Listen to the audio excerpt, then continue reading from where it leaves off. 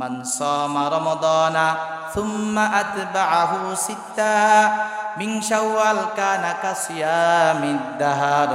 আল্লাহর পয়গম্বর বলেন, রমজানের পরে যারা এই 6টা রোজা রাখবে, আল্লাহ তাআলা এই 6টা রোজার বরকতে রাখার কারণে 1 বছর রোজা রাখার সব তারা আমলনামায় লিখে দিবেন। সুবহানাল্লাহ।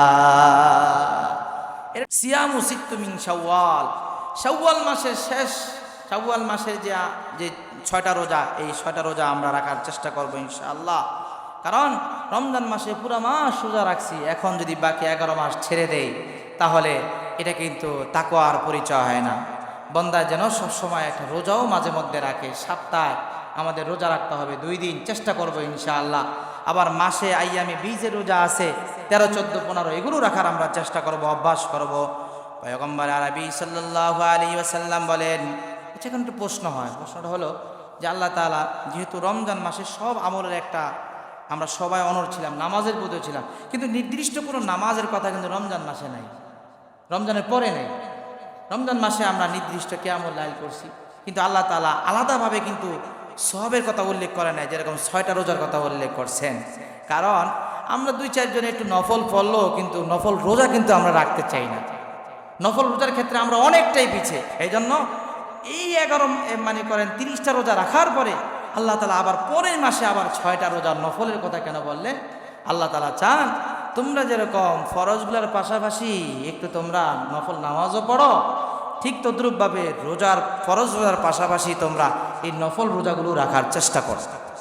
কারণ রোজা মানুষের খাহেসাতকে, মানুষের গুনাহের ইচ্ছা শক্তিকে একেবারে দমায় দেওয়ার জন্য 1 নাম্বার মেডিসিন হলো রোজা। এই জন্য এই রোজা, নফল রোজাগুলো আমরা রাখবো। যদি এই 6টা রোজা রাখতে পারি, কি ফজিলত আমাদের! মান সামা রমাদানা সুম্মা আতবাআহু সিত্তা মিন শাওয়াল কানা কাসিয়ামিদ দাহার। আল্লাহর পয়গম্বর বলেন, রমজানের পরে যারা এই 6টা রোজা রাখবে, আল্লাহ তাআলা এই 6টা রোজার বরকতে রাখার কারণে 1 বছর রোজা রাখার সব তারা আমলনামায় লিখে দিবেন। সুবহানাল্লাহ। এর একটু ব্যাখ্যা করি। মনে করেন বছরে কয়দিন হয়? 365, 63 বা 60ই ধরেন না, কিছু কম টম আছে না, আরবি হিসাবে তো কম হিসেবে, মোটামুটি ধরেন না, মোটামুটি ধরেন 300 কয়দিন, 60 দিন ধরেন। কিন্তু 60 দিন ধরলে তো প্রায় বছরের কাছে চলে যায়, আর 60 দিন ধরলে হিসাবটা মিলবে, না হলে মিলবে না।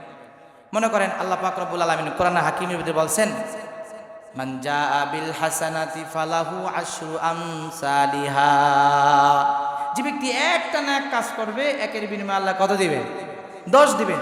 তো রমজান মাসে রোজা 30টা, 10 দিয়ে আবার 30 রেখে দেন, আপনি গুণ করেন না, কত হয়? 300, বাকি থাকে আর 60।